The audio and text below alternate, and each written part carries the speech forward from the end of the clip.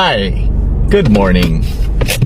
Balita ko, ayaw mo daw sa akin.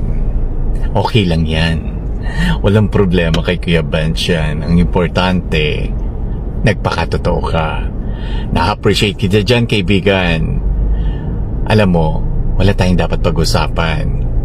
Kung ayaw mo sa akin, edi meow. Hindi, walang problema sa akin yan, kaibigan. Ang importante sa akin, okay ako sa'yo, wala akong problema sa'yo, mahal kita. Kung di mo ako mahal, hindi ko problema yon, no?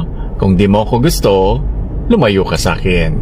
Kung ayaw mo sa akin, huwag ka makipagplastikan sa akin. Basta ako, totoo ang pakikisama ko sa'yo. Sampayo ko lang sa'yo, kaibigan. Magmahal ka ng kapwa mo ng lubusan.